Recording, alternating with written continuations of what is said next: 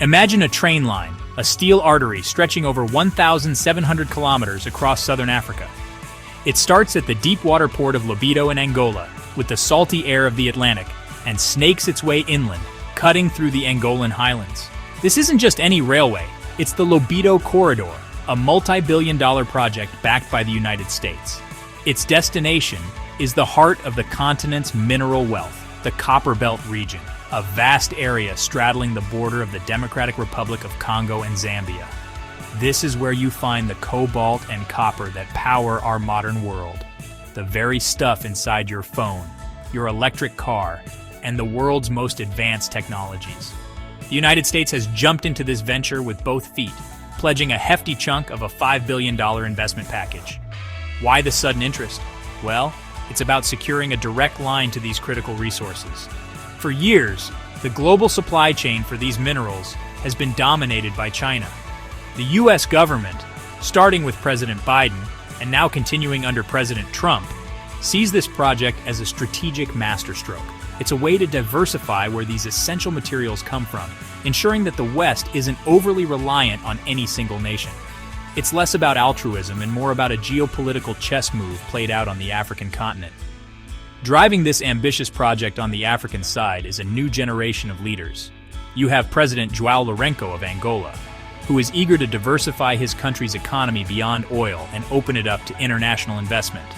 Then there's President Hakainde Hichilema of Zambia and President Felix Tshisekedi of the DRC, both leading nations whose economic futures are tied to the efficient export of their mineral wealth. They see the corridor not just as a path to the sea, but as a lifeline for economic growth, job creation, and regional integration, a vision that promises to reshape their collective destiny. This project is a flagship initiative of the G7's Partnership for Global Infrastructure and Investment, which aims to offer developing nations an alternative to China's Belt and Road Initiative. The corridor is designed to be more than just a railway. It's a full-on economic channel. The plan includes upgrading the port, building new tracks, and ensuring the entire route is efficient and secure. The first trial shipments of copper have already proven the concept, cutting transport time from over a month by road to just 6 days by rail. It's a game changer, promising a faster, cheaper, and more reliable route to global markets. When it comes to building big things in Africa, for a long time, there was only one name in the game: China. Through its Belt and Road Initiative, China has financed and built an incredible amount of infrastructure across the continent: ports, highways, dams, and railways. Their model is typically government to government, state-led, and often funded by loans that have sometimes been criticized for their lack of transparency and for creating heavy debt burdens for African nations. They moved fast, and they built big, securing access to resources and expanding their political influence in the process. China became the go-to partner for African development. Now, the United States is stepping back onto the field with a different playbook. The American approach, showcased by the Lobito Corridor, is built on public-private partnerships. It involves bringing together government development finance, like the money from the U.S. International Development Finance Corporation, with private investment from consortiums and international banks. The U.S. model emphasizes transparency, high labor standards, and sustainable financing. It's being sold as development with a conscience, a way to build infrastructure without saddling countries with unmanageable debt, aiming to create a partnership rather than a simple transaction. The shift in the White House from Biden to Trump has added an interesting twist. While the Biden administration framed the Lobito Corridor as a partnership for shared prosperity and democratic values, the Trump administration has continued its support with a more direct, America First rationale. For them, it's a pragmatic investment to secure the minerals America needs for its own industries and national security. The friendly language of partnership might be quieter, but the strategic goal remains the same: counter China's influence and make sure the U.S. has a seat at the table when it comes to Africa's resources. This competition is creating a fascinating dynamic.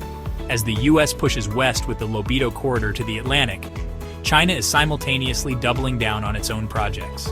For instance, they recently signed a deal to redevelop a railway connecting Zambia to a port in Tanzania on the Indian Ocean. African nations now find themselves with options. They can weigh the fast, state-driven deals from China against the slower, more complex, but potentially more sustainable private sector-led proposals from the West. For the first time in a long while, Africa gets to choose its dance partners. The economic promise of the Lobito Corridor is immense, and you can feel the excitement in the region. For Zambia and the DRC, landlocked countries rich in minerals, the project is a dream come true. It slashes the time and cost of getting their copper and cobalt to market, making their primary exports far more competitive on the global stage. This isn't just about making mining companies richer. The increased revenue for these governments can theoretically translate into better public services, from schools to hospitals. João, the head of the African Continental Free Trade Area, has called the corridor absolutely critical for their economies.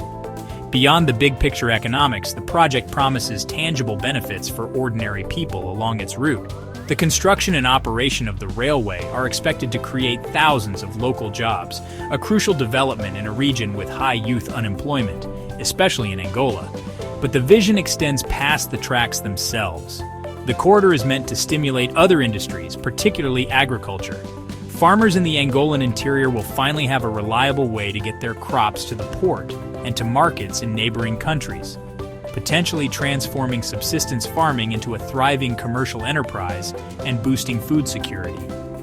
However, this train to prosperity comes with its own set of challenges, and one of the biggest is the risk of remaining a simple extraction economy.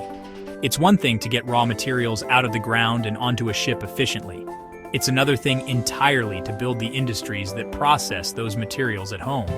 The real lasting wealth is created when you turn raw cobalt into battery components, or raw copper into wiring, right there in Africa. Without a serious push for this kind of value-added industry, the corridor could just become a more efficient conveyor belt for shipping African wealth abroad.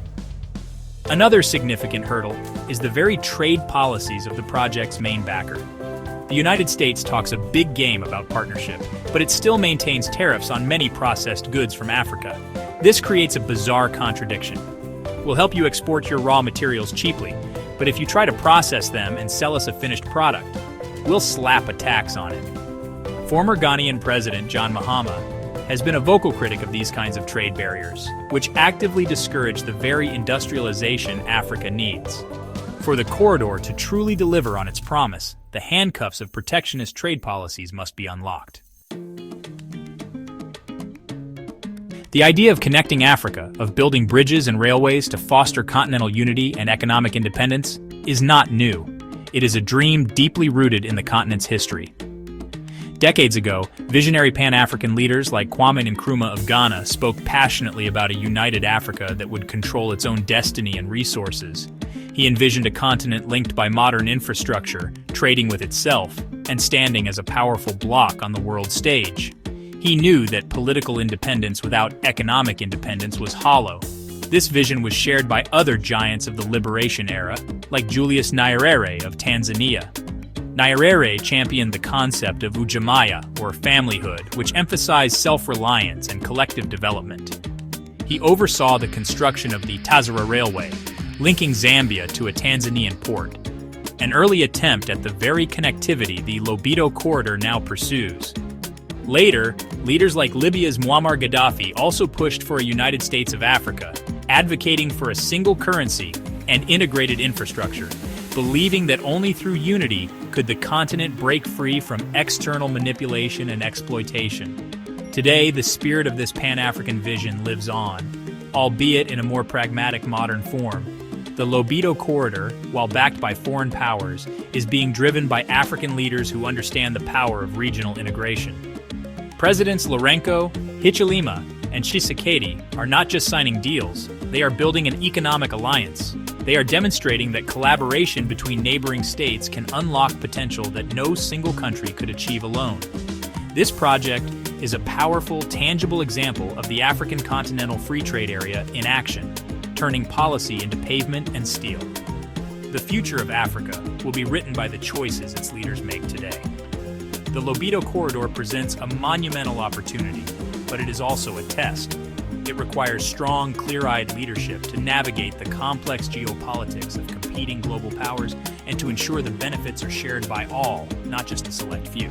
The challenge is to harness this foreign investment to build a self-reliant, industrialized, and interconnected continent. By working together, today's leaders can finally begin to build the prosperous, unified Africa that Nkrumah and Nyerere dreamed of, one railway line at a time.